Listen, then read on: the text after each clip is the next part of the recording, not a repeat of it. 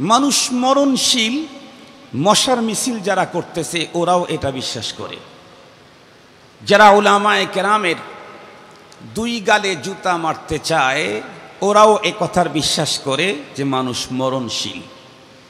আমরা যারা তাওহীদবাদী, আমরা শুধু মৃত্যু পর্যন্ত আমাদের বিশ্বাস না, আমাদের বিশ্বাস আরো আগানো। আমাদের বিশ্বাস আরো আগানো। ওয়াল বাসি বাদাল মাউত, মৃত্যু পর্যন্ত আমাদের বিশ্বাস না, আমাদের বিশ্বাস আরো আগানো। এ কারণে আমাদের দেশের রাজনৈতিক নেতাদের স্লোগান আর আমাদের স্লোগান এক না। রাজনৈতিক নেতাদের স্লোগান ব্যক্তির চাইতে দল বড়, দলের চাইতে দেশ বড়। আমরা যেহেতু এই দেশ পর্যন্তই বিশ্বাস করি না, আরো আগানো আমাদের বিশ্বাস, এ কারণে আমাদের স্লোগান আরো আগানো। ব্যক্তির চাইতে দল বড়, দলের চাইতে দেশ বড়, দেশের চাইতে ঈমান বড়, এটা আমাদের স্লোগান। তাদের কাছে যেহেতু দেশের চাইতে বড় কিছু নাই, এ কারণে তাদের স্বপ্ন, চিন্তা, চেতনা সবকিছু দেশ নিয়েই। আমাদের যেহেতু আখিরি মঞ্জিল দেশ নিয়ে না, পরপার নিয়ে, আখিরাত নিয়ে, দিন নিয়ে, এ কারণে আমাদের ফিকির আরো আরো আরো অনেক আগানো। মুহতারাম হাজরিন, কথাগুলি সুন্দর করে বুঝার জন্য চেষ্টা করবেন। তো আমরা যারা মুসলমান তাওহীদবাদী, আমরা শুধু মৃত্যুকে বিশ্বাস করি না, মৃত্যুর পরের জীবনকে বিশ্বাস করি। শুধু পরের জীবনকে বিশ্বাস করি না, এ কথাও বিশ্বাস করি ক্ষণস্থায়ী এই জীবন আমার মূল জীবন না, আমার আসল জীবন, মূল জীবন হলো পরপারের চিরস্থায়ী জীবন।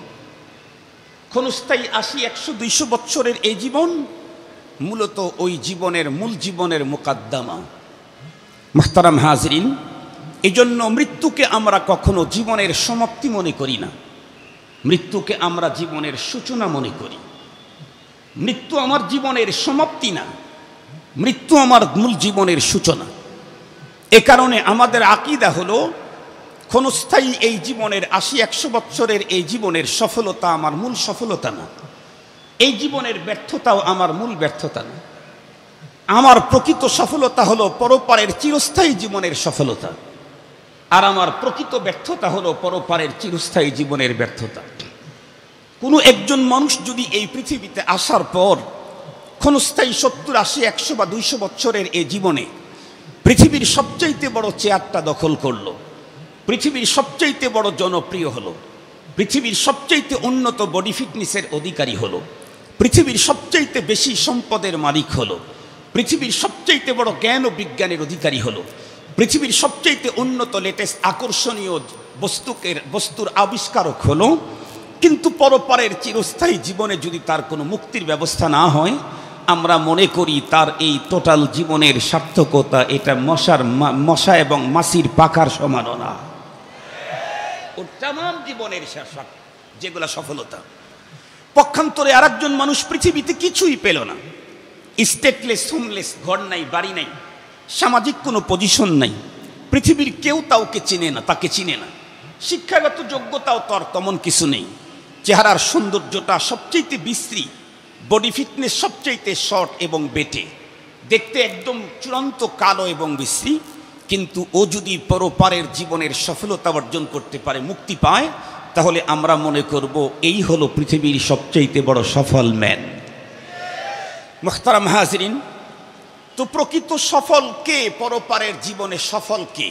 আল্লাহ পাকের কোরআন আল্লাহ তাআলা বলেন, মান যুহজিহা আনিন নারি ওয়া উদখিলাল জান্নাতা ফাকাদ ফাজ। পরপারের জীবনে প্রকৃত সফল কে? আল্লাহ পাক বলেন, যে জাহান্নাম থেকে মুক্তি পেয়ে জান্নাতে ঢুকে গেল, সেই হলো প্রকৃত সফল। খুব ভালো করে কথাগুলি বুঝবেন।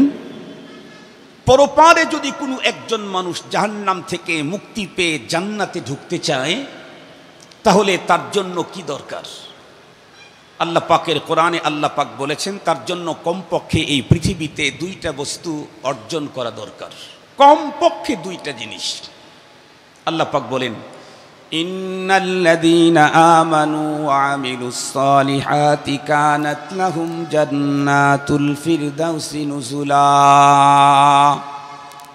আল্লাহ পাক বলেন নিঃসন্দেহে যারা ঈমান আনে নেক আমল করে তাদেরকে মেহমানদারি করা হবে জান্নাতুল ফিরদাউস। তো মেহমানদারির ব্যবস্থা তো জান্নাতুল ফিরদাউস, মেহমানদারি করবেন কে? আল্লাহ পাক কোরআন শরীফের আরেক জায়গাতে বলেন ইন্নাল্লাযীনা ক্বালু রাব্বুনাল্লাহু সুম্মা ইসতাকামু তাতানাজ্জালু আলাইহিমুল মালায়েকা আল্লা তাখাফু ওয়া লা তাহজানু ওয়া আবশিরু বিল জান্নাতিল্লাতী কুনতুম তুআদুন নুজুলাম মিন গফুরির রহিম। জান্নাতুল ফিরদাউসে মেহমানদারি হবে। মেহমানদারি করবেন কে? আল্লাহ পাক বলেন গফুর আর রহিম যিনি, উনি মেহমানদারি করবেন। তার মানে আমি পরপারে আমি হব গেস্ট আর আমার মালিক হবেন হোস্ট। আমি মেহমান, আমার মালিক মেজবান। আমরা তো এই পৃথিবীতে অনেক মানুষের মেহমান জীবনে হয়েছি। কখনো ভিক্ষুক, খেটে খাওয়া দিন মজুর, কখনো ব্যবসায়ী, কখনো কৃষক, কখনো চাকরিজীবী, কখনো এমপি, কখনো মন্ত্রী, কখনো সচিব, কখনো এদেশে কখনো বিদেশে। আমাদের জীবনের লম্বা মেহমানদারি নেওয়ার অভিজ্ঞতা থেকে বলছি, মেজবান যত উন্নত হয় মেহমানদারিতে আপ্যায়নের ব্যবস্থা তত উন্নত হয়।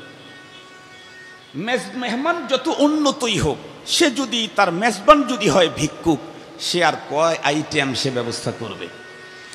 তো মেজবান যত উন্নত হয় মেহমানদারি তত উন্নত হয়। পৃথিবীতে যত জায়গায় গিয়েছি সব জায়গায় মেহমানদারি পেয়েছি মখলুকের। মরণের পরে দুইটা পুঁজি নিয়ে যদি কেউ পৃথিবী ছাড়তে পারে তাহলে সে মেহমান হবে স্বয়ং খালেকের আল্লাহর। সুতরাং তার মেহমানদারি কত উন্নত হবে এটার ব্যাপারে আমি কি বলবো আপনাদেরকে, এতটুকুন বলি, পৃথিবীর যত উন্নত হোটেলই হোক সেখানে মানুষ ঢুকলে তার জীবনের নিরাপত্তা নেই। আমাদের সিরাজগঞ্জেরই তো কৃতি সন্তান আলহাজ মোহাম্মদ নাসিম, তার এক ভাই অনেক বড় ডাক্তার ছিল।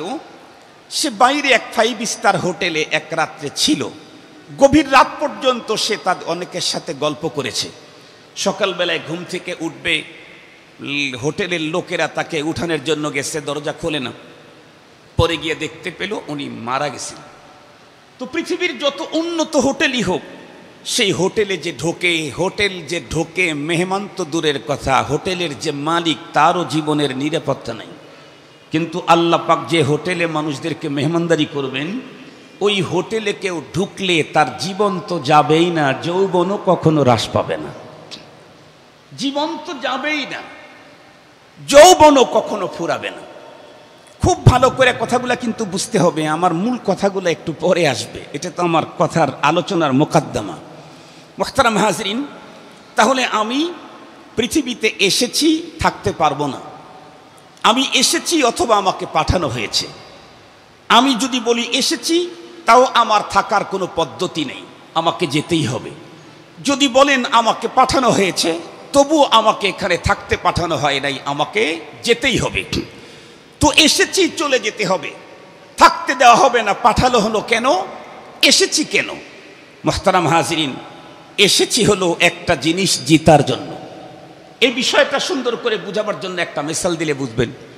আমাদের দেশে অনেক সময় দেশের বাহির থেকে ইন্টারন্যাশনাল বিভিন্ন খেলোয়াড়েরা খেলতে আসে, কখনো জাপান থেকে, কখনো জার্মান থেকে, কখনো ফ্রান্স থেকে, কখনো প্যারিস থেকে, বিভিন্ন দেশ থেকে ইন্টারন্যাশনাল খেলোয়াড়েরা আমাদের দেশে খেলতে আসে।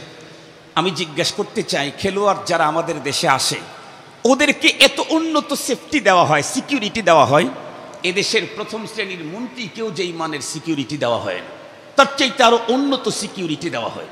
ওদেরকে এত সেফটি দেওয়া হয়, ওদের জন্য হোটেল, ওদের সেবক সেবিকা এত উন্নত মানের হয়, ওদের খাবার প্রতিটাই মেডিকেটেড হয়। সব কিছু উন্নত হওয়ার পরেও বলুন তো দেখি, ওরা কি আমার দেশে থাকতে আসে? কথা বলেন না কেন? ওরা কি আমার দেশে থাকতে আসে? আমার দেশে থাকতে আসে নাই। কেন এসেছে? এসেছে মূল টার্গেট হলো ট্রফি জিততে এসেছে, ট্রফি। তবে ট্রফি জিততে চাইলে 5 স্টার আর 7 স্টার মার্কের কোনো হোটেলের ভিতরে বসে বসে জুস চুষলে কখনো ট্রফি জেতা যায় না। ট্রফি জিততে চাইলে খেলোয়াড়টা যদি ক্রিকেটার হয় তাহলে তাকে ব্যাট আর বল নিয়ে ময়দানে ফাইট করতে হয়, তারপরে ট্রফি জেতা যায়। খেলোয়াড়টা যদি ফুটবলার হয় তাহলে তাকে ফুটবল নিয়ে মাঠে ময়দানে ফাইট করতে হয়, তারপরে ট্রফি জেতা যায়। আমি পৃথিবীতে আসি নাই, আমাকে পাঠানো হয়েছে। আমি থাকতে চাইলেও কোনো সিস্টেম নাই, আমি থাকতেও পারবো না। তো পাঠানো হলো কেন? আমাকে এখানে জুস চুষার জন্য পাঠানো হয় নাই, আমাকে পাঠানো হয়েছে আল্লাহর জান্নাত জেতার জন্যে। মুহতারাম হাজরিন, পৃথিবীর যত খেলোয়াড় আমার দেশে আসে থাকতে আসে না, ট্রফি জিততে আসে। ট্রফি জিততে চাইলে ময়দানে ফাইট করতে হয়। আমরাও পৃথিবীতে এসেছি বাঁচার জন্য না, থাকার জন্য না, জান্নাত জেতার জন্য। জান্নাত জিততে চাইলে ময়দানে ঈমান আর আমলের রক্ষার ফাইট করতে হয়।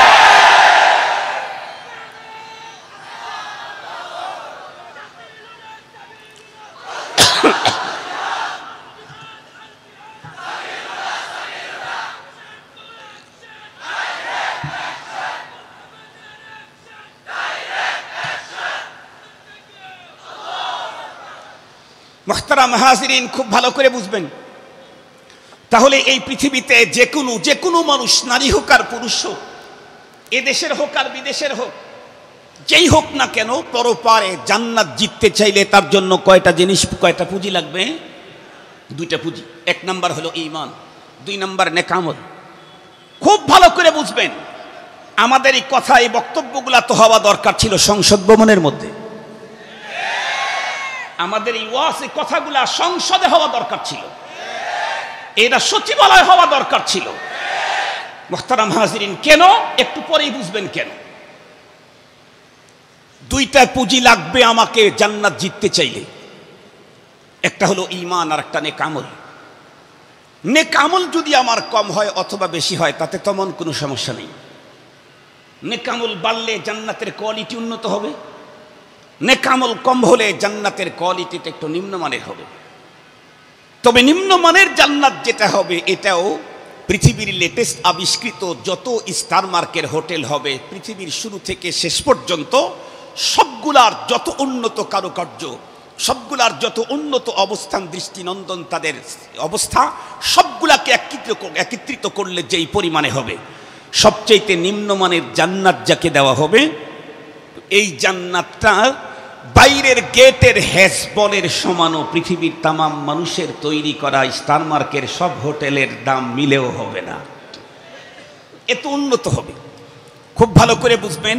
নেক যদি কম হয় জান্নাত নিম্নমানের হবে, নেকি যদি বেশি হয় জান্নাত উন্নত মানের হবে।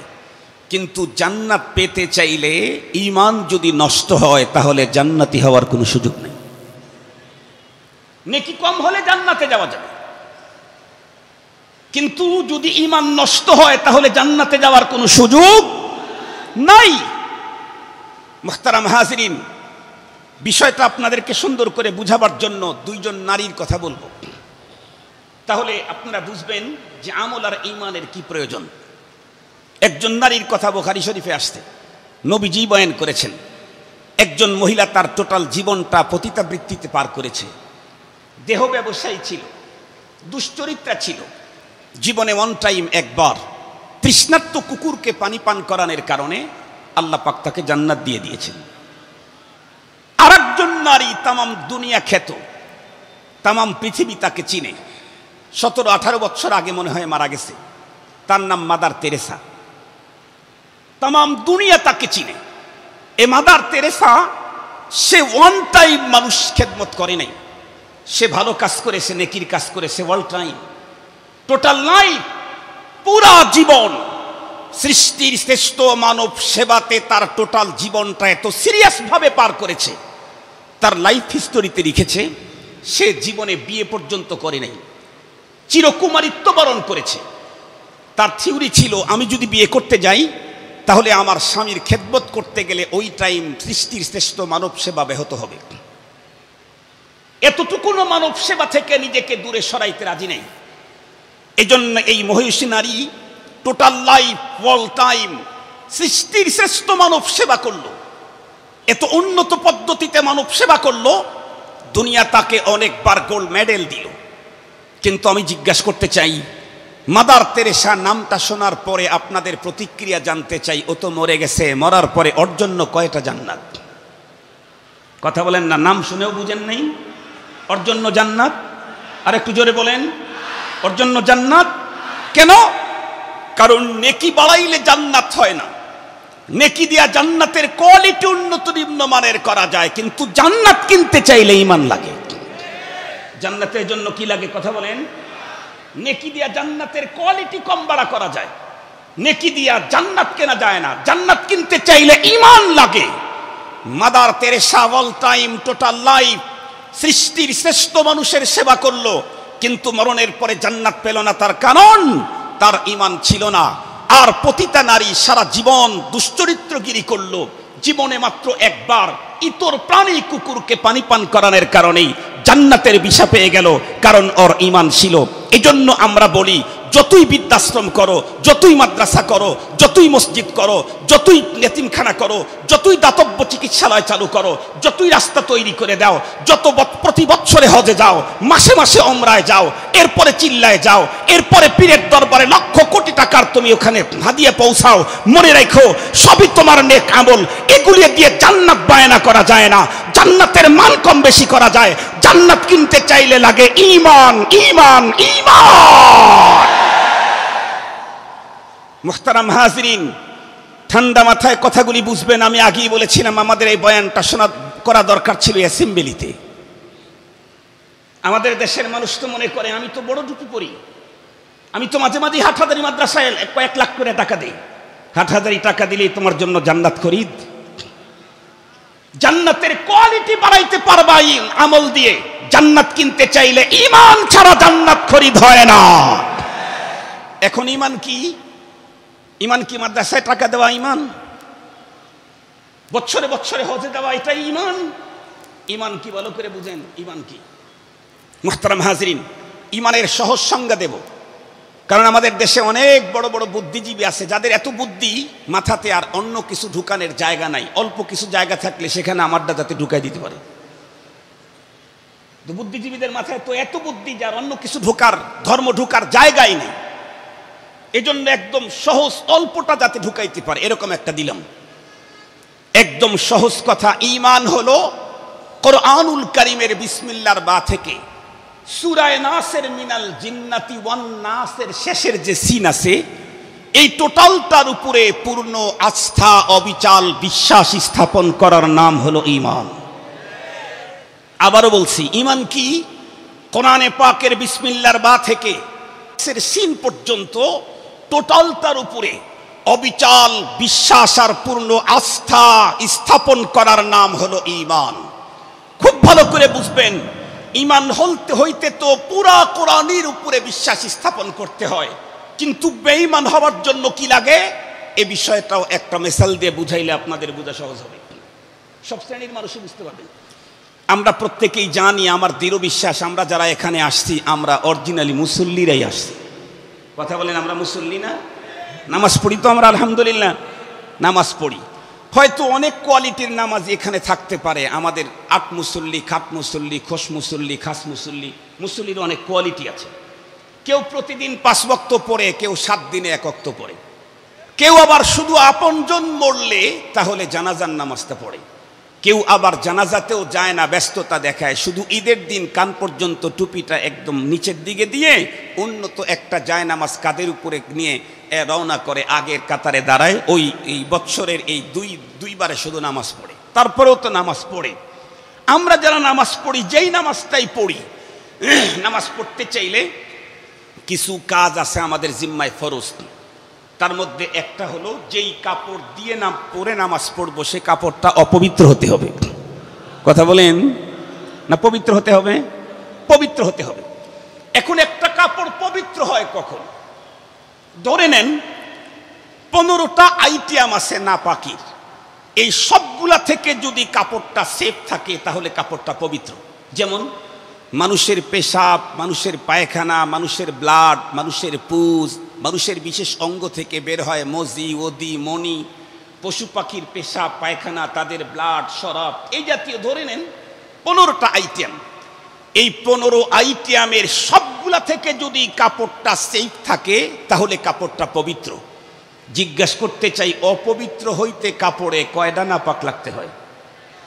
15টা, 14টা, 7.5টা, 5টা, কয়টা? একটু জোরে বলেন। এই সবক তো অ্যাসেম্বলিতে দেওয়া লাগবে। কয়টা লাগে নাপাক হওয়ার জন্য? পাক হওয়ার জন্য কতগুলা থেকে সেফ থাকতে হয়? পাক হওয়ার জন্য 15টা থেকে সেফ থাকতে হয়। নাপাক হওয়ার জন্য 15টা লাগতে হয় না, একটা লাগলেই আর পাকা পোর্তা পাক থাকে না। মনে রাখতে হবে, ঈমান কমপ্লিট হতে চাইলে কোরআনে পাকের বিসমিল্লাহর বা থেকে সূরা নাসের সিন পর্যন্ত টোটাল তার উপরে পূর্ণ বিশ্বাস আর আস্থা থাকতে হয়। বেঈমান হওয়ার জন্য পুরা কোরআন বিশ্বাস করা লাগে না, কোরআনের একটা সূরা বিশ্বাস করা লাগে না, এক আয়াত বিশ্বাস করা লাগে না, একটা শব্দ বিশ্বাস করলে আর ঈমান থাকে না, থাকে না। এই মেডিসিনটা ভালো করে সব জায়গায় জানায় দেওয়া দরকার। নামাজ পড়ি, রোজা রাখি, কোরআন পড়ি, কিন্তু জিহাদ মানি না, বেঈমান। কথা বলেন, কথা বলেন, একটু জোরে বলেন। নামাজ পড়ি, রোজা রাখি, তাসবিহ পড়ি, তাবলীগের সময় লাগাই, সব ঠিক আছে, কিন্তু জিহাদ ফি সাবিলিল্লাহ মানি না, বেঈমান, কাফের। মুহতারাম হাজিরিন, নামাজ পড়ি, জিহাদও মানি, সব মানি, কিন্তু নারীদের পর্দার কথা বললে তখন আমরা বক্তব্য দিই, মোল্লারা নারীদেরকে ঘরের চার দেয়ালের ভিতরে নারীদেরকে বন্দিশালায় রাখতে চায়। ঘরটাকে যেই সমস্ত মুসলমান নারীদের জন্য বন্দিশালা বলে বক্তব্য দেয়, ওদের ঈমানও থাকতে পারে না। পর্দাকে যারা অস্বীকার করে তাদের ঈমান থাকতে পারে না। পুরা কোরআন মানে, শুধু পর্দা মানে না, বেঈমান। পর্দা না করলে ঈমান যায় না, পর্দা অবিশ্বাস করলে ঈমান থাকে না। জিহাদ না করলে ঈমান যায় না, জিহাদ অস্বীকার করলে ঈমান থাকে না। সুদ খাইলে, ঘুষ খাইলেই ঈমান যায় না, কিন্তু সুদ আর ঘুষকে যদি কেউ এটাকে যদি হাদিয়া বলে হালাল মনে করে খায়, তাহলে তার ঈমান থাকে না। মুহতারাম হাজিরিন, খুব ভালো করে কথাগুলি বুঝার জন্য চেষ্টা করবেন। আমরা তো মনে করতেছি আলহামদুলিল্লাহ, নামাজ পড়ি, রোজা রাখি, ঈমান তো আমার আছেই। জিহাদের কথা বললেই আপনারা আমাদেরকে জঙ্গিবাদ আর সন্ত্রাস বলে আমাদেরকে সাইজ করার জন্য ফিকির করেন। পর্দার কথা বললে আমাদেরকে মৌলবাদী আর কাঠমাল্লা বলে ডাকেন। ঈমান অত সহজ জিনিস না, ঈমান অত সহজ জিনিস না। কিছু মানলেন আর কিছু মানবেন না, রব্বুল আলামিনের দরবারে আপনাদের জন্য ডবল শাস্তি। الذين يؤمنون ببعض الكتاب ويكفرون ببعض لهم خزي في الحياة الدنيا। কিছু মানবে আর কিছু মানবে না, তা হবে না, তা হবে না। তাদের জন্য দুই জায়গায় শাস্তি, টু টাইম, একবার না দুইবার। দুনিয়ার জীবনে চূড়ান্ত লাঞ্ছনার মালা, মরণের পর দহনের শাস্তি। মুহতারাম হাজরিন, আমি আপনাদেরকে জিজ্ঞাসা করতে চাই, তাহলে কোরআনুল কারীমের টোটালটার উপরে পূর্ণ আস্থার বিশ্বাস থাকলেই, কথা বলেন, যদি কোনো একটাও বিশ্বাস করে তাহলে, আর একটু জোরে বলেন, কোরআনুল কারীমের কোথাও মূর্তির পক্ষে বন্ধুরা আমার কোনো কথা আছে না, টোটাল বয়ান বিপক্ষে। একটু জোরে বলেন না কেন? তাহলে মূর্তির পক্ষে অবস্থান নিলেও, পুরা কোরআন মানলেও, সব মাদ্রাসা চালাইলেও ইমানদার থাকা যায় না। মূর্তি তো মূর্তি, মূর্তি তো মূর্তি। আমাদের আব্বাজান ইব্রাহিম আলাইহিস সালাম এটার বিপক্ষে ছিলেন, আমাদের পয়গম্বর এটার বিপক্ষে ছিলেন। এই জন্য মূর্তি সেটা যারই হোক, মূর্তির পক্ষে কোনো মুসলমান অবস্থান নিতে পারে না। কোরআনে পাকের আরো কিছু কথা আছে, আমি আপনাদের খেদমতে বলি, যেটা আমাদের বর্তমান সময়ের জন্য যেই জায়গাগুলো সমস্যা, আমি শুধু একটু চিহ্নিত করে যাব, আপনারা এটা সলিউশন লাগায় নেবেন ইনশাআল্লাহ। যে এখানে একটু সমস্যা আছে, এখানে একটু সমস্যা আছে, এখানে একটু সমস্যা আছে। আপনারা বলেন তো দেখি, কোরআনুল কারীমে যা আমরা পড়েছি, জেনেছি, তা থেকে ঈমান আল্লাহর মুহাব্বত আর রাসূলের মুহাব্বত ছাড়াও কি ঈমান হয়?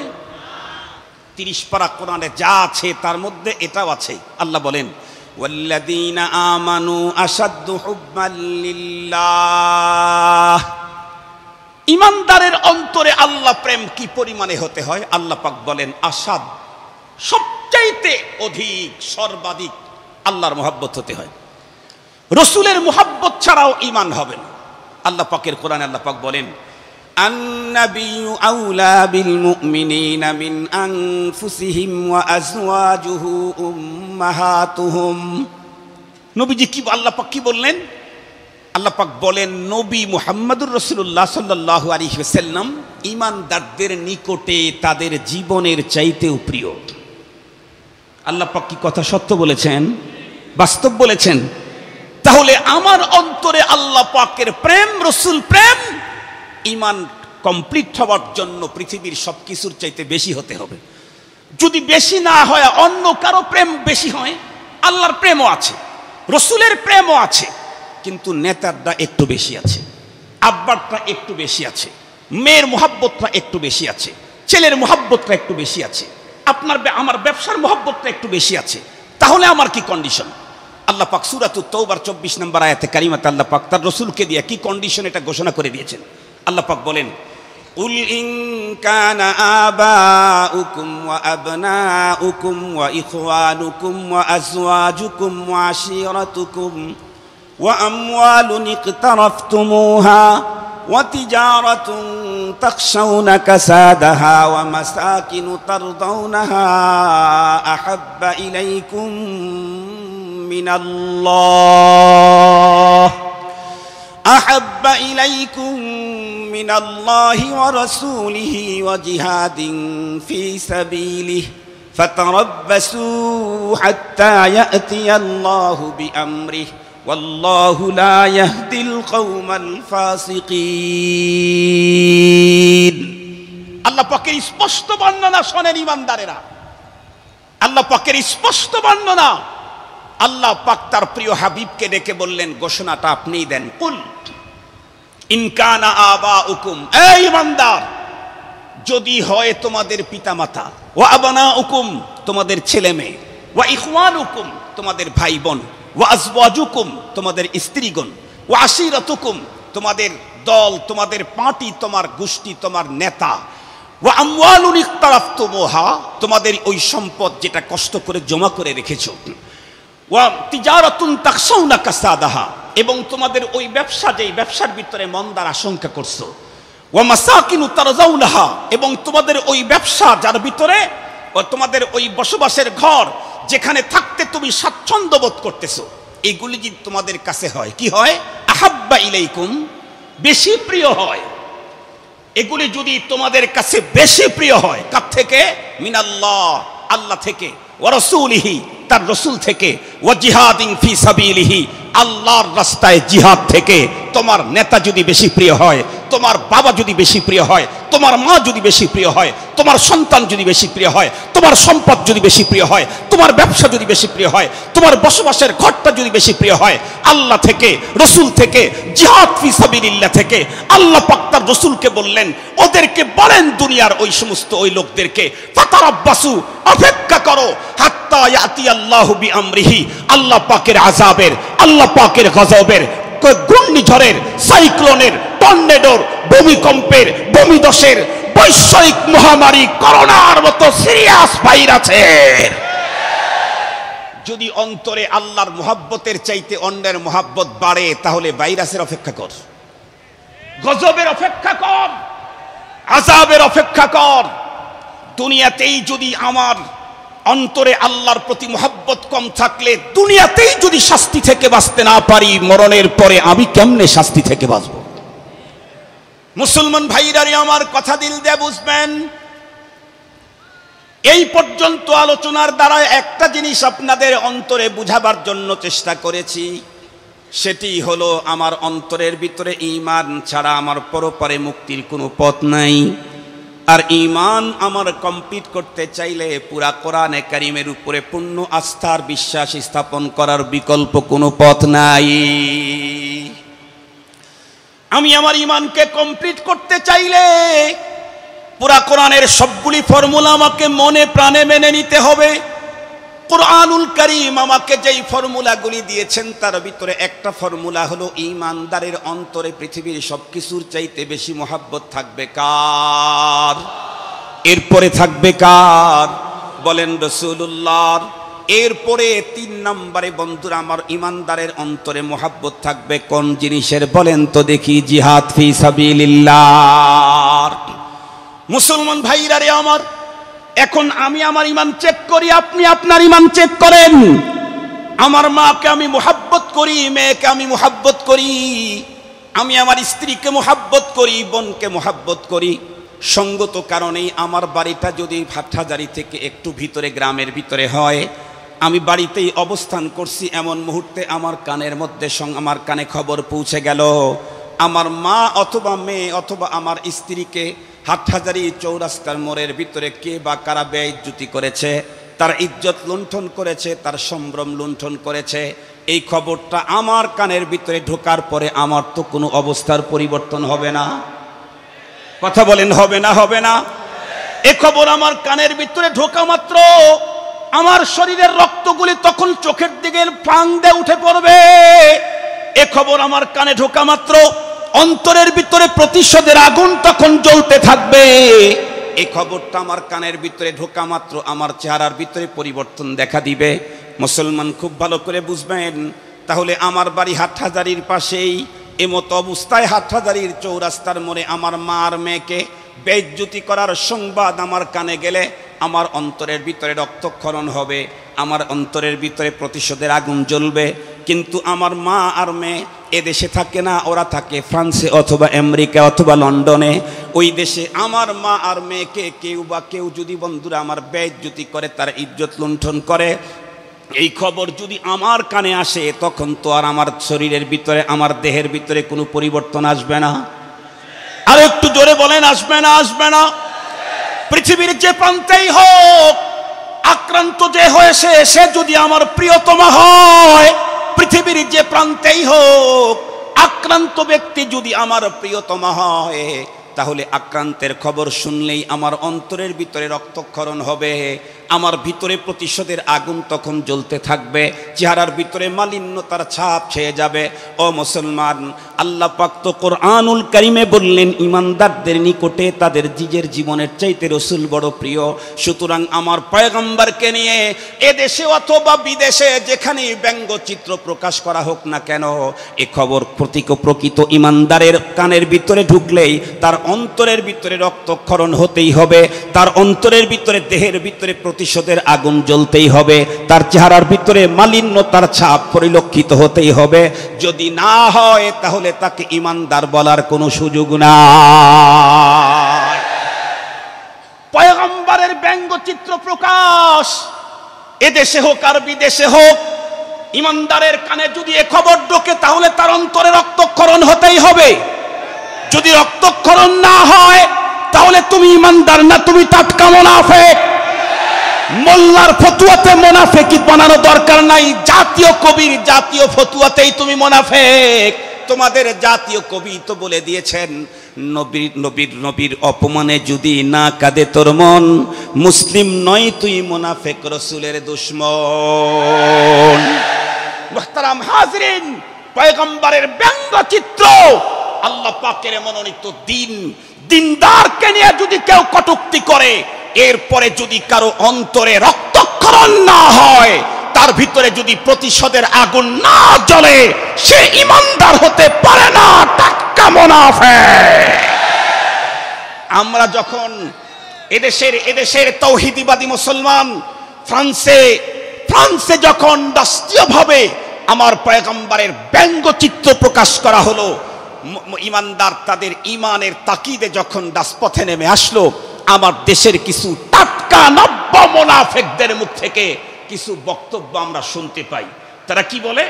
মোল্লারা এমনি চিল্লায়, মোল্লারা এমনি নাচাপেচা করে, এই দেশে তো কিছু হয় নাই, হয়েছে হলো বিদেশে, মুসলমান তো কেউ কিছু করে নাই, খ্রিস্টানেরা করেছে, এমনি চিল্লায়। আমি ওই সমস্ত টাটকা মুনাফিকদেরকে বলতে চাই, ভালো করে শুনে রাখ, ভালো করে শুনে রাখ, মোল্লা কেন চিল্লায়, তুই কেন চিল্লানি দিতে পারিস না মুসলমান হওয়ার পরেও? ভালো করে শুনে রাখ, আল্লাহ না করুক, আল্লাহ না করুক, আল্লাহ না করুক, আপনাদের দিন দুপুরে একদম সবসময় সবচাইতে বেশি বিজি আওয়ার যখন, সেই মুহূর্তে আপনাদের হাটহাজারীর চৌরাস্তার মোড়ের ওইখানে একটা ছেলে একটা সিরিয়াস আকাম করে ফেললো। এটা খারাপ কাজ করে ফেলল। যতগুলি লোক সেখানে ছিল সবাই তার প্রতি সিরিয়াস ক্ষিপ্ত। এক পর্যায়ে ওকে রাস্তার মধ্যে একদম শোয়া দিল। শোয়া দেওয়ার পরে একজন গিয়ে বক্সিং মারে, ও নড়েও না, আওয়াজও করে না। আর একজন গিয়া লাথি মারে, ও নড়েও না, আওয়াজও করে না। আর একজন ব্লেড দিয়ে ওর পেটটা কেটে ফেলে দিয়েছে, ব্লাড বের হয়ে আসছে, ও নড়েও না, আওয়াজও করে না। আর একজন রড নিয়ে সজোরে আঘাত করে ওর পাটাকে ভেঙে দিল, টুকরো টুকরো হয়ে গেল, ও নড়েও না, আওয়াজও করে না। তাহলে বুঝবেন যে এই ছেলেটা এখন পুরা সুস্থ। আরে আওয়াজ করেন না কেন? এই ছেলেটা পুরা সুস্থ। কি হয়েছে কথা বলেন? আরে এত আগে মেরে ফেলেন কেন? মারার আগে আর একটা হতে পারে, হয়তো মারা গেছে, না হয় ওর টোটাল বডিটা প্যারালাইসিস হয়ে অনুভূতিহীন হয়ে গেছে। ঠিক বললাম না? ঠিক বললাম? এই দুইটার একটা অবশ্যই হয়েছে। হয়তো মারাই গেছে, নয়তো ওর পুরা শরীরে প্যারালাইসিস হয়ে পুরা শরীরটাই অনুভূতিহীন হয়ে গেছে। নাইলে ধাক্কা দিলে তো নড়বেই, আওয়াজ করবেই। ও যদি সুস্থ থাকে ধাক্কা দিলে নড়বেই, আওয়াজ করবেই, চিল্লানি দিবেই। সেই ধাক্কা পাবলিক দিলেও চিল্লানি দিবে, র্যাবের প্রধান ধাক্কা দিলেও চিল্লানি দিবে, সেনা প্রধান যদি আঘাত করে ও যদি সুস্থ থাকে চিল্লানি দিবেই।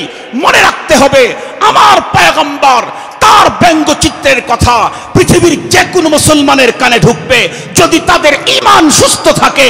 পয়গম্বরের বেইজ্জতির কথা শুনলে ইমানদার তো চিল্লানি দিবেই, রাজপথে যাবেই, দূতাবাস ঘেরাও করবেই করবেই করবে।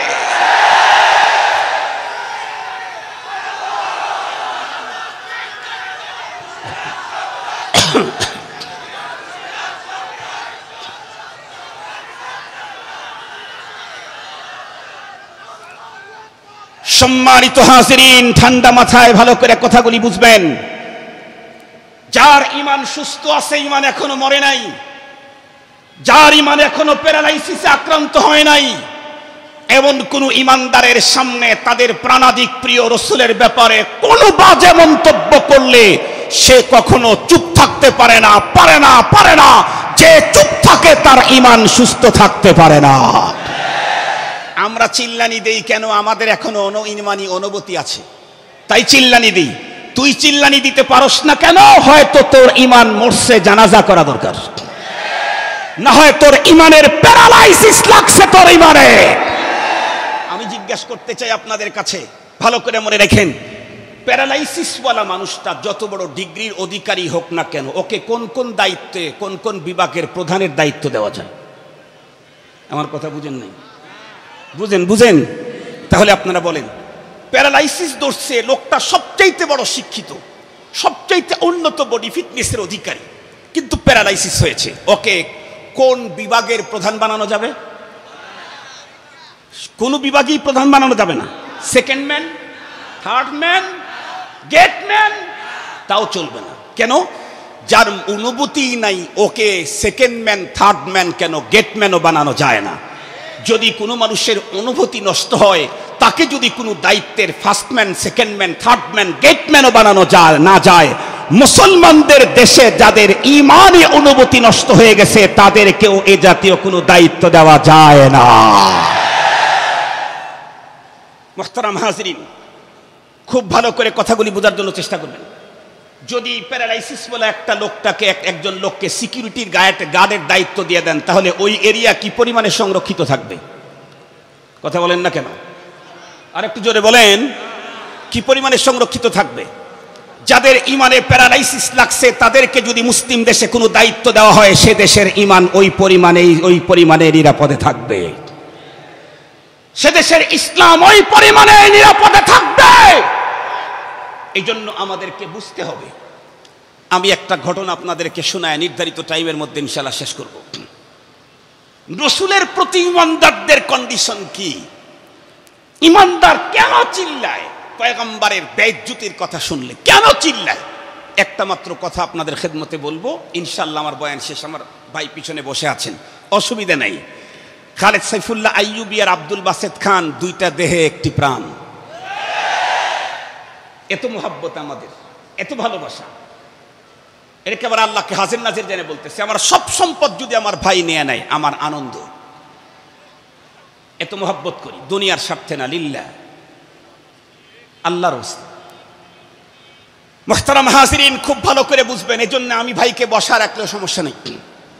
ঢাকার কেরানীগঞ্জে এক মাহফিলে গিয়েছি, মামুন ভাই আমার আগে বয়ান করতেছেন, এরপরে আমার বয়ান। তো আমাকে নিয়ে গেলেন, মামুন ভাইয়ের বয়ানের টাইম শেষ, আমাকে নিয়ে গেলেন। মামুন ভাই বয়ান করতেছে, আমি এর পাশে এখানে বসলাম। আমি তো মামুন ভাইয়ের 1 বছরের সিনিয়র, সে আমার 1 বছরের জুনিয়র। আমি তার আব্বার কাছে পড়েছি আর সে আমার আব্বার মাদ্রাসায় পড়াইছে, তাহলে সাবা সাবা। তো যাই হোক, অনেক মোহাব্বত, অনেক। তো আমি বসে আছি, ভাইয়ের তো বয়ানের জোশ উঠে গেছে। মামুন ভাইয়ের বয়ান করতে করতে তাও 10 মিনিট 15 মিনিট গেছে। যাওয়ার পর আমাকে বলতেছে, ভাই আরো কিছুক্ষণ চলবে। আমি বললাম, আমার টোটাল টাইম আপনাকে দিয়ে দিলাম, আমার টোটাল টাইম আপনাকে দিয়ে দিলাম। কাজ তো একটাই, দাওয়াত ইলাল্লাহ, মানুষকে আল্লাহর দিকে ডাকা। কি বলেন, কি বলেন, কি বলেন? কারো দালালি ফালালি করি না। যদি দালালি করতে হয়, যে রব আমাকে সব দিয়েছেন তার দালালি করব। তা মুহতারাম হাজিরিন, কাজ যেহেতু একটা, আমি করলে যে আমার ভাই করলেও তাই। আপনাদের সমস্যা নেই তো? আমার ভাইকে আপনারা চিনেন? কতটুকুন চিনেন মিয়া? আল্লাহ পাকের রাসূল সাল্লাল্লাহু আলাইহি ওয়াসাল্লাম বলেছেন, আনা আতকাকুম বিল্লাহি ওয়া আখশাকুম। কেন? লিআন্নী আ'লামুকুম বিল্লাহ। তোমাদের সবচাইতে বেশি আমি আল্লাহকে বেশি ভয় করি। কেন? আমি আল্লাহকে যেইভাবে চিনি সেইভাবে তোমরা কেউ চেনো না। আমি আমার ভাইকে অত বেশি কদর করি যেভাবে আপনারা কদর করতে পারবেন না, কারণ আমি আমার ভাইকে যেভাবে চিনি আপনারা সেইভাবে চিনেন না। আল্লাহ তাআলা আমার এই 2 ভাইয়ের আল্লাহ তাআলা মাকাম বাড়ায় দিক। মামুনুল হক সাহেবকে বাংলাদেশের কায়েদে বানায় দিক, কায়েদে আজম বানায় দিক।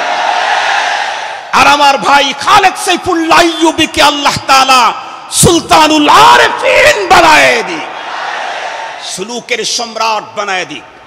আল্লাহ 2 দিনের 2 সবার জন্য 2 জনকে প্রথম স্থান আল্লাহ তাআলা দান করুক। ভাই আমার গত পরশু দিন আমাকে বলতেছে যে, ভাই কালকে রাতে আপনার দোয়াটা কবুল হয়ে গেছে মামুন ভাইয়ের ব্যাপারে। কি? আপনি বলছেন যে আল্লাহ যেন তাকে কায়েদে আজম বানায় দেয় বাংলাদেশের জন্য। আসলে আল্লাহ পাক তারে কায়েদে আজম বানায় দিতেছে। তো আপনিও একটু ওই মুখ দিয়ে আমার জন্য দোয়া করুন তো। আমি বললাম, এই গভীর রাত্রে আপনার জন্য আবারও সানি দোয়া করতেছি, সানি দোয়া করতেছি। আল্লাহ যেন আমার ভাইদেরকে দিয়ে এদেশের দ্বীনের খেদমত, মানুষের খেদমত করার তৌফিক আল্লাহ যেন দান করে। মুহতারাম হাজিরিন, দুঃখ হলো এক জায়গায়, বক্তৃতা শুনেন, ফুলের মালা দেন, রাস্তার ভিতরে দাঁড়ায় হাতের ভিতরে মোটা অঙ্কের হাদিয়া দেন, কিন্তু যখনই দ্বীনের কথা বলতে গিয়ে এই সমস্ত রাহবরদের উপরে কখনো কোনো আক্রমণ হয়, তখন চুপ করে ঘরে বসে থাকেন। তখন বসে থাকা যাবে না, তখন রাজপথে আসলেই রাম আর বাম রাহবরে মিল্লাতদের বিরুদ্ধে চক্রান্তাবার সাহস পাবে না, পথে এসে দেখাইতে হবে। মুহতারাম হাজিরিন, তো যে কথা বলতেছিলাম, আমাদের নবী আলাইহিস সালামের যত উম্মত আছে, যত সাহাবী ছিল, এর ভিতরে সবচেয়ে দামি একজন মানুষ হলেন আবু বকর সিদ্দিক রাদিয়াল্লাহু তাআলা। এটা আপনাদের জানা আছে তো সবার? ওলামা তোলাবাই তো বেশি। নবীদের ভিতরে মুহাম্মদুর রাসূলুল্লাহর মর্যাদা যেমন, উম্মতের ভিতরে আবু বকরের মর্যাদা সেম তেমন। কোন নবী মুহাম্মদুর রাসূল সাল্লাল্লাহু আলাইহি ওয়াসাল্লামের মর্যাদায় উত্তীর্ণ হতে পারে না, কোন উম্মত আবু বকর সিদ্দিকের মর্যাদায় উত্তীর্ণ হতে পারে না। এই সিদ্দিক আকবর, ওনার জীবনের একটা ঘটনা শুনলেই বুঝবেন ইমানদাররা নবী এবং আল্লাহর ব্যাপারে কি সিরিয়াস, এটা বুঝবেন। লাকাদ সামিআ আল্লাহু কাওলাল্লাযীনা ক্বালু ইন্নাল্লাহা ফাকির ওয়া নাহনু আগনিয়া। এই আয়াতের শানে নুজুল আপনাদের জানা আছে, আমি আবার স্মরণ করে দিচ্ছি আর কি। হযরত আবু বকর সিদ্দিক রাদিয়াল্লাহু তাআলা আনহু, আগে তার ব্যক্তিত্বটা আপনাদের সামনে একটু প্রকাশ করি। উনি কি পরিমাণে কেমন উম্মত ছিলেন, নবীজির কেমন সাহাবী।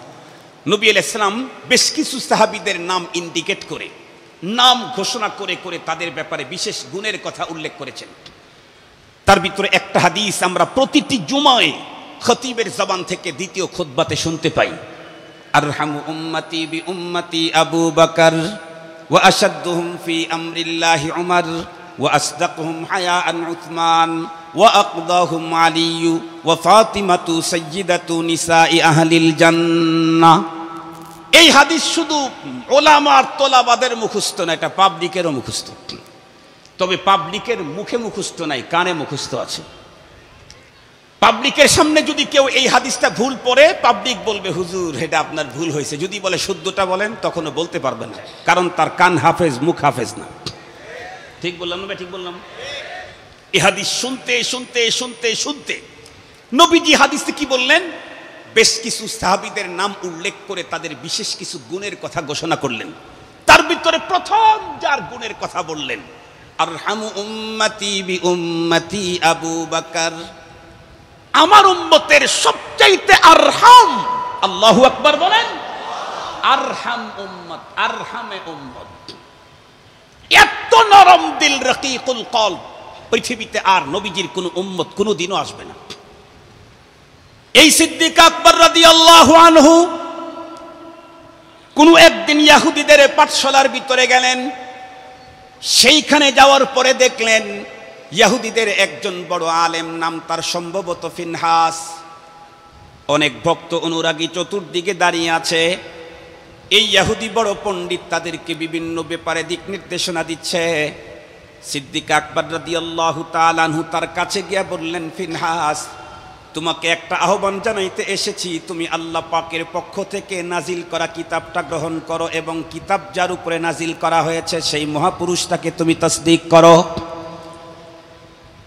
এই কথা বলতেই সিদ্দিক আকবরের সামনে এমন একটা বাজে মন্তব্য করে ফেললো আল্লাহ পাক রব্বুল আলামিন সম্পর্কে, যেই জাতীয় বাজে মন্তব্য ইহুদি বড় আলেম তো দূরের কথা, সাধারণ কোনো আহলে কিতাবের জবান থেকেও কখনো শোভা পায় না। কারণ তারা তো মুশরিক না, তারা হলো আহলে কিতাব। তারা তো কিতাব মানে কিতাব যার কাছ থেকে আসছে তাকেও অবশ্যই মানে, না হলে তার কিতাব মানার প্রশ্নই তো ওঠে না। এরপরেও এমন বাজে মন্তব্য করলো, শুধুমাত্র কেবলমাত্র পয়গম্বরের সঙ্গে শত্রুতা দেখাইতে গিয়া সিদ্দিক আকবরকে ডেকে বলল, আবু বকর, তুমি কোন আল্লাহর নাজিল করা কিতাব আর তার রসুলের প্রতি ঈমান আনতে বলতেছো যে আল্লাহ এতটাই হত দরিদ্র, গরিব, ফকির, অসহায়, দুস্থ? নাউজুবিল্লাহ বললেন না যে আল্লাহ এতটাই হত দরিদ্র, ফকির, দুস্থ যে আমাদের কাছ থেকে ধার চায়, লোন চায়, ঋণ চায়? ওই আল্লাহর আবার নাজিল করা কিতাবের উপরে ঈমান কি বলছো তুমি? এ কথা বলতেই সিদ্দিক আকবরের পরিচয় আমি আগেই দিয়েছি, আরহামু উম্মতি বি উম্মতি আবু বকর।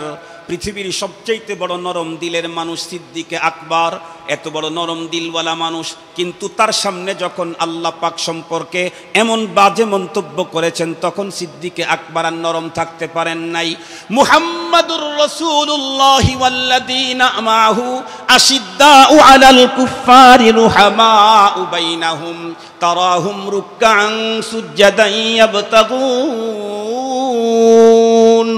ইয়াবতাগুনা ফাদলাম মিনাল্লাহি ওয়া রিদওয়ানা সীমাহুম ফি বুজুহিহিম মিন আসারিস সুজুদ। হযরতে সিদ্দিক আকবর আরহাম ছিলেন, কিন্তু রব্বুল আলামিন সম্পর্কে এমন বাজে মন্তব্য তার কানের ভিতরে ঢোকার সঙ্গে সঙ্গে সিদ্দিক আকবর আসাদ হয়ে গেলেন, সিরিয়াস শক্ত হয়ে গেলেন। সিদ্দিক আকবর ভাবলেনই না, চিন্তাই করার সুযোগ তার নাই।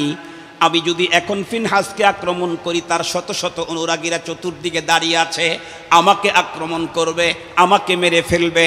না, সিদ্দিক আকবরের মাথার ভিতরে সেটা ঢোকার কোনো সুযোগ নাই। কেন নাই? ওয়াল্লাযীনা আমানু আশাদ্দু হুব্বান লিল্লাহ।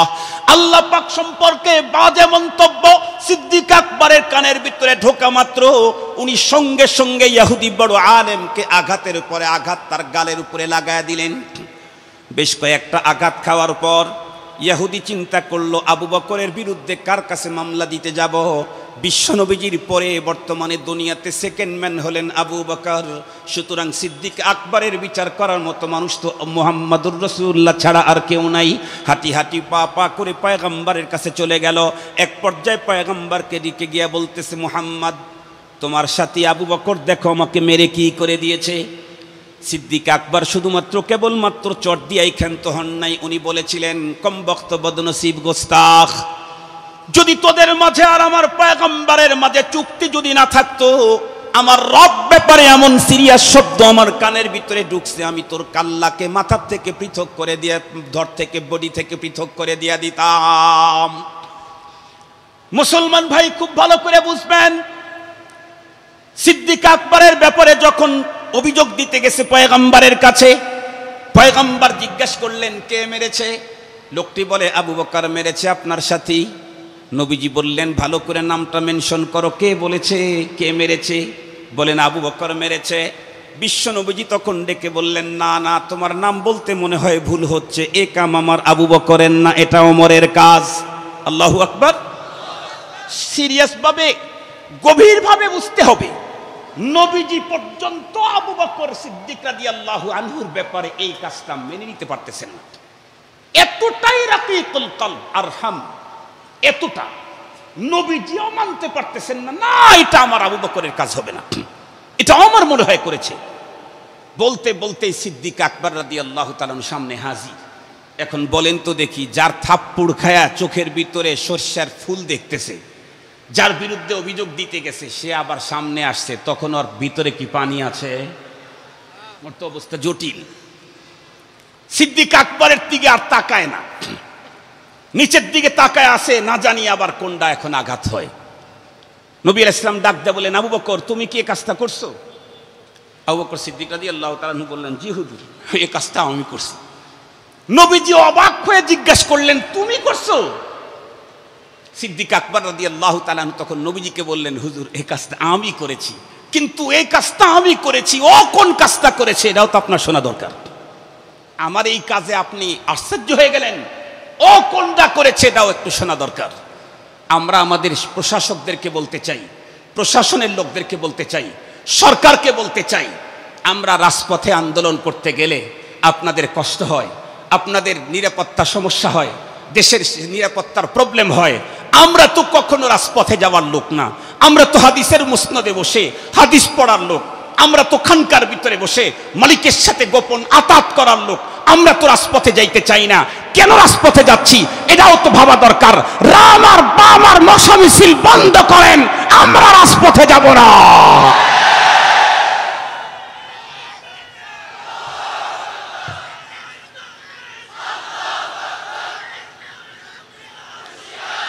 শুধু আমাদের স্লোগান দেখলে আপনাদের কষ্ট হয় না? আমরা কি স্লোগান দেওয়ার লোক? আবু বকর কি কাউকে আঘাত করার লোক? আবু বকর আঘাত করার লোক না। কেন আঘাত করেছেন, কেন আঘাত করেছেন এটাও ভাবা দরকার। মোল্লারা তো চিনির দাম বাড়লে কখনো যায় না রাজপথে, মোল্লারা তো তেলের দাম বাড়লে কখনো রাজপথে যায় না, মোল্লারা তো চাউলের দাম বাড়লে কখনো রাজপথে যায় না। মোল্লারা, এই ঘরে থাকা মোল্লারা কেন বের হয়ে আসে এটা আপনাদের আগে চিন্তা করা দরকার। তাহলেই তো শান্ত হয়, তাহলেই তো শান্ত হয়। মুহতারাম হাজরিন, আবু বকর সিদ্দিক রাদিয়াল্লাহু তাআলা নবীজিকে বললেন ওগো নবীজি আমি মেরেছি। আপনি আশ্চর্য হলেন, কেন মেরেছি? আমি তো মেরেছি, কাজ করেছি। ও কোনটা করেছে এটা একটু শুনেন। যেই বলছে ও কোনটা করেছে এটা একটু শোনেন, ওই লোকের আর চেহারা দেখা যাচ্ছে না। তার মানে ও চিন্তা করতেছে আবু বকর যেই পয়গম্বরের মাধ্যমে আল্লাহর পরিচয় পেয়ে সেই আল্লাহর ব্যাপারে বাজে মন্তব্য করার কারণে আবু বকরের মতো রহমদিলওয়ালা মানুষ ছাড়ে নাই, যার মাধ্যমে আল্লাহর পরিচয় হলো সেই নবীর সামনে যখন আমার আল্লাহ সম্পর্কে বাজে উক্তি যখন তার কানে যাবে তখন তো আমার কাল্লাই যাবে। এই জন্যে ওর অবস্থা বড় সিরিয়াস। সিদ্দিক আকবর রাদিয়াল্লাহু তাআলা তখন বয়ান করা শুরু করলেন ওগো নবীজি আমি ওর ওখানে গিয়েছিলাম, দেখি অনেক মানুষ ওর ভক্ত, আমি ওকে দিনের দাওয়াত দিয়েছি, তাও মুদাল্লাল অযৌক্তিক না। আমি ওকে বলেছি তুমি তো তাওরাতের পণ্ডিত, তুমি তো ইনজিলের পণ্ডিত, তুমি আসমানি দুইটা গ্রন্থের বর্তমান সময়ের সবচেয়ে বড় পণ্ডিত, অথচ তোমাদের আসমানি দুই গ্রন্থের ভিতরে লিখিতই আছে, লেখাই আছে কোরআনের ব্যাপারে, কোরআনের রসুলের ব্যাপারে, সেটার উপরে তুমি ঈমান আনো। এ কথা বলতেই ও আমাকে বলল কি আবু বকর তুমি কোন আল্লাহর কিতাবের উপরে ঈমান আনতে বলতেছো যে আল্লাহ এতটাই হতদরিদ্র, গরিব, অসহায়, ভিক্ষুক? নাউজুবিল্লাহ বললেন না যে? ওগো নবীজি আমার রব সম্পর্কে যখন এই কথা বলেছে তখন আমি আবু বকর আর আরহাম থাকতে পারি নাই, তখন আমি আসাদ হয়ে গেছি। স্পষ্ট ভাষায় বলতে চাই, আমাদেরকে আপনারা যত নরমই ভাবেন আবু বকরের চাইতে বেশি নরম আমরা না। আমাদেরকে আপনারা যত শান্তই ভাবেন আবু বকরের চাইতে বেশি শান্ত আমরা না।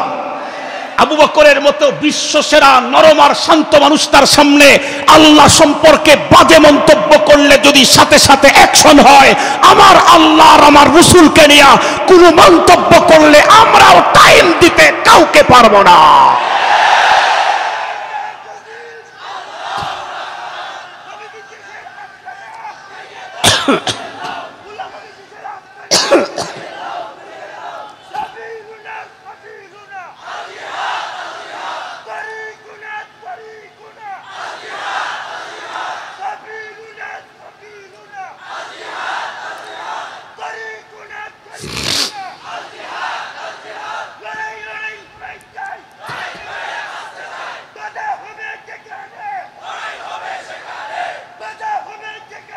ভাই একটু সময়ের কদর করুন।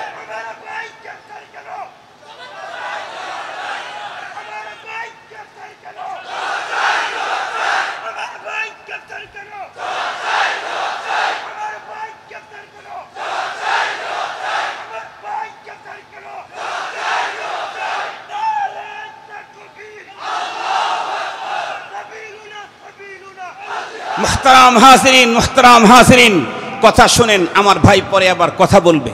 এটা শুধুমাত্র কেবলমাত্র ক্ষণিকের কোনো ভিতরের একটা স্পিরিট এসে পরে নিভে গেল, এটার দাম নাই। বরং ভিতরে এই তাকত, এই শক্তি ভিতরে গোছাইতে হবে, মৃত্যু পর্যন্ত এটা কাজে লাগাইতে হবে। 2 তাকবীর দিয়াই শেষ হবে তা আমরা এটা বিশ্বাসী না, কি বলেন? ইনশাআল্লাহ।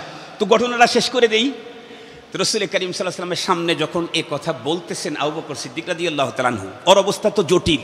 ও তখন বাঁচার জন্য কি লাগে, ও তখন ওয়াল্লাহ বিল্লাহ তাল্লাহ আরো যা আছে সব কসমের শব্দ এক জায়গায় এক নিঃশ্বাসে বলে বলতেছে, মুহাম্মদ আপনি বিশ্বাস করেন আমি এই কথাগুলো বলি নাই। এখন আবু বকর বলছে আর ও ইহুদি আলেম বলতেছে বলি নাই। নবীজি এখন ফয়সালা করবেন কেমনে?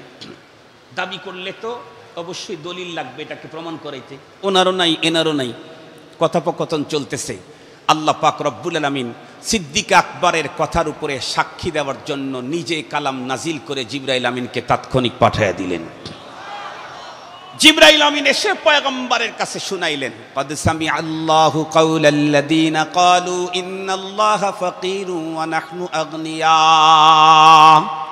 জিবরাইল আমিন এসে ডেকে বলতেছে, ওগো নবীজি, আবু বকর যে কথাগুলা ইহুদি সম্পর্কে বলেছেন, এই কথাগুলা শুধু আবু বকর কান দিয়ে শুনছে তাই না, এটা আল্লাহও শুনেছেন। আল্লাহ কি বললেন? ক্বাদ সামিআ আল্লাহু কাওলাল্লাযী, আল্লাহ নিজেও এই কথাগুলি শুনেছেন। মুহতারাম হাজিরিন, কি বোঝা গেল?